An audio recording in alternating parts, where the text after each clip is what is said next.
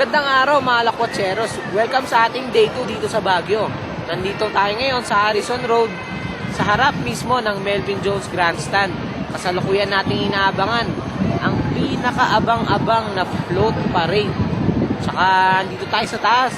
Malay mo, makita tayo ni Paring Abet kasi kahapon pa kami hindi nagkikita eh.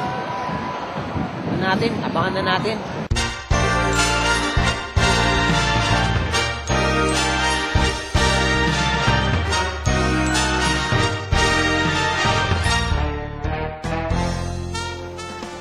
Ang napapanood nyo ngayon ay ang taunang selebrasyon ng Panagbenga Festival dito sa Baguio City, na itinuturing na isa sa pinakasikat na festival dito sa Pilipinas.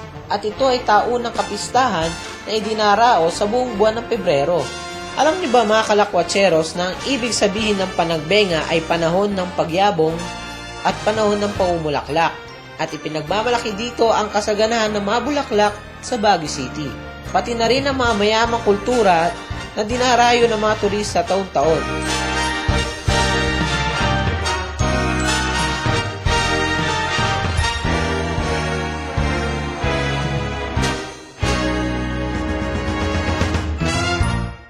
Tanungin naman natin ang mga bisita natin ngayon.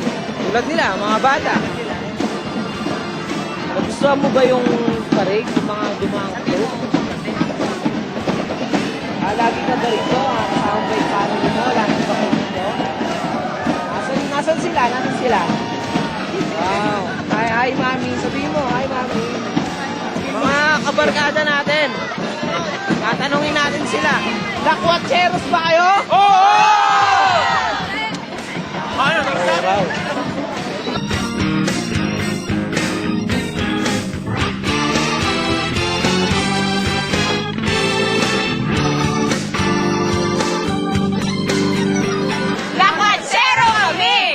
Nakatswero ko, yun.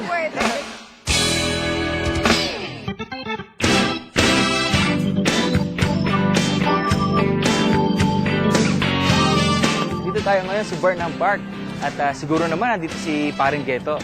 Anyway, alam nyo ba na ang Burnham Park ay ipinangalan kay Daniel Burnham na siya rin gumawa ng plano ng lungsod ng Baguio.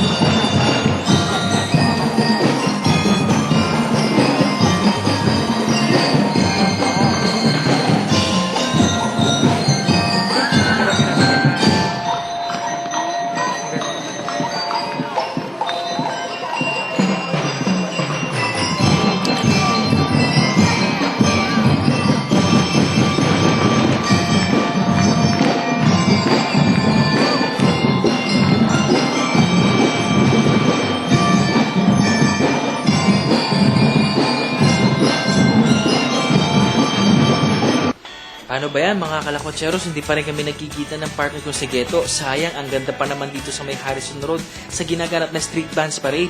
At maaga pa lang ay dagsa ng ating mga kababayan na sabik na masinaya ang kaabang-abang na street dance parade na ito. At isa nga sa nakiisa sa napakagarbong festival na ito ay walang iba kundi si Department of Tourism Undersecretary Oscar Palabyab.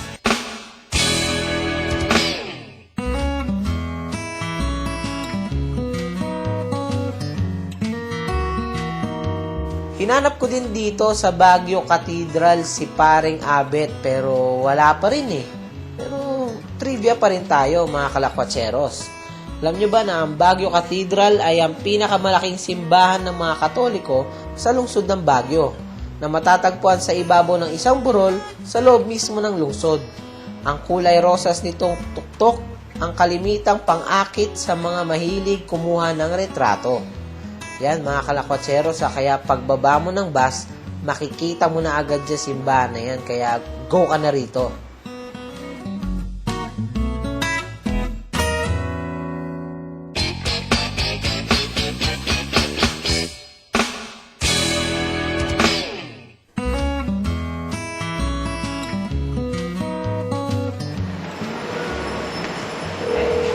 Uy, pare!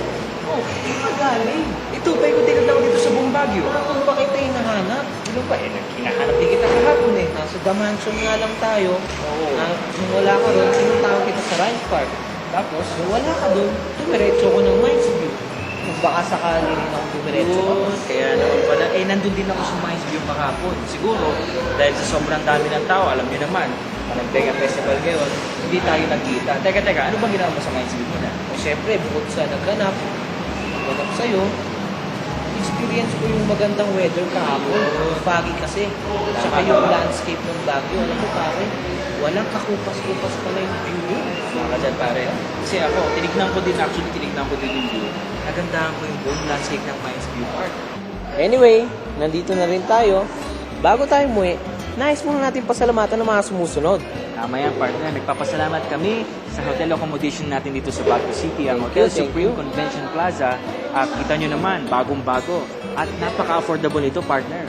At syempre, yung Victory Liner para sa aming safe trip paakyat dito sa Baguio City. Maraming salamat din po sa inyo. O, partner, huwag natin kalimutan pasalamatan ng Siesta Terminal Tarlac na kung saan pinaunlakan tayo na makapag-shoot tayo nung nakaraan. Hey, thank you po. Thank you po sa mga Kay Mr. nag-accommodate Vic. sa atin dyan. Mr. Vic Hernandez, maraming salamat Thank po sa you inyo. po. Thank you. Para naman sa inyong mga comments and suggestions, mag-email lamang sa ctv6philippines@yahoo.com. At syempre sa ating mga televiewers na may Facebook account, i-add nyo lang ang Facebook account namin na ctv6philippines@yahoo.com. Hindi tayo papahuli dyan. Makikita nyo dyan ang lahat ng pictures and updates, lahat ng biyahe ng Lakwatseros. Hindi lang yan, sa mga susunod at mga darating pang mga programa ng CTV6. Ako si Geto. Ako si Abet. Hanggang sa susunod na biyahe ng Lakwatseros!